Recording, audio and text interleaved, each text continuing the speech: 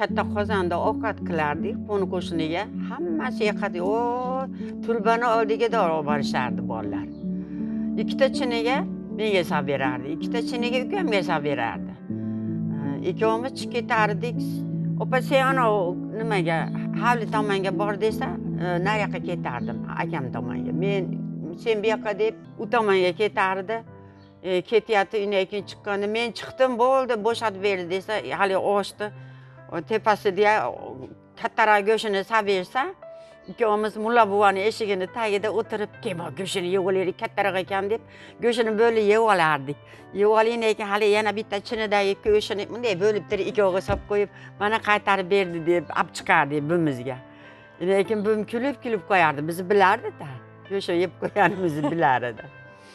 Bu avvaldan bor edi bu. Yoshligimizdan bor bu.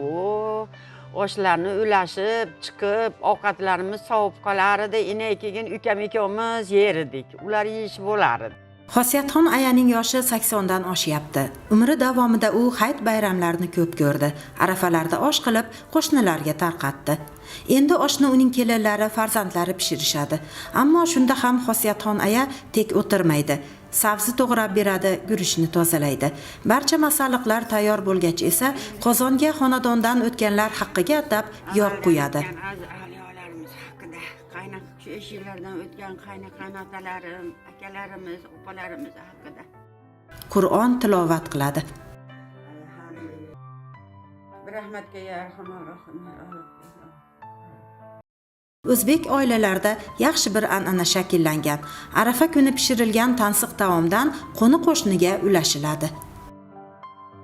Bitidan behini solardik, go'sht solardik, ikkovimiz olib ketar edik.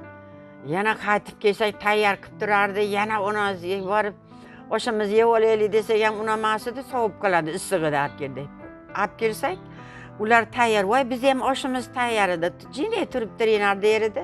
Darrov almashtirib berardi, yugurib qaytarib olib chiqib, hali oshmanini o'tirib olib yer edik. Qaysinisi shirin bo'ldi ekan deb. Andijonda Arafa kuni asosan osh qilinadi. Bu an'ana qachondan beri davom etib kelayotganini ham ko'pchilik bilmaydi. Biroq andijonliklar fikricha, oshsiz Arafa emas. Tarixiy manbalarimizda aniq ma'lumotlar keltirilmagan, lekin endi bu tarixiy taraqqiyot jarayonida shakllangan-da bu udum ham, odat ham. Mana Qur'oni Karimda buyurilganki, bayramni tantana bilan, shukronalik ne'matlari bilan nishonlash buyurilgan. Endi shunga ko'ra endi har bir endi kim bo'lishidan qat'iy nazar, boymi, kambag'almi, kim bo'lishidan qat'iy nazar o'zini topganini yaqinlariga baham ko'rish bu odat tusiga kirgan. Shu tariqa shakllangan deb hisoblayman men oshni shu hayit arafasida tarqatishni. Shu shukronalik ne'matlari orasida taom sifatida osh tarqatilishi udumga aylanib qolganmiz o'zbek xalqimizda. Ayrim mahallalarda xonadonlar kelishib olib, Arafa kuni har xil taomlar pishirib ulashishadi.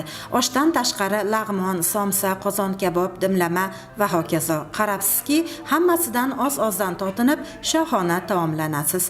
Ammo hamma faqat osh qilgan bo'lsa-chi, unda nima bo'ladi? O'zbekda bitta maqoli bor. 10 kuningdan 1 kuning qolsa ham osh ye, 10 pulingdan 1 puling qolsa ham osh ye degan. Ko'ngliga tegmaydi osh. Non odamning ko'ngliga tegmaydi-yu. Osh ham o'zbek ko'ngliga tegmaydi. Ertaga ahli ummat chin bayram qiladi. Miskinlar yo'qlanadi, yoshi ulug'lar ziyorat qilinadi, xayr-u ehson ulashiladi. Qizu juvonlarning qo'llari xinodan qizaradi, bolalarning cho'ntaklari pulga to'ladi. Darvoqe, kichkintoylarga hayitlik berib, xursand qilishni unutmang. Mana Xosiyat opangga, mana uni Qobil akangga berasan. Ikkoving berib kel. Bismillahirrohmanirrohim. Qanday taom pishirib ulashamiz ahamiyati yo'q. Muhimi taom isrof bo'lmasin. Hayitingiz muborak. Alloh barchamizni bayramlarda sevintirsin. Oshga kelinglar.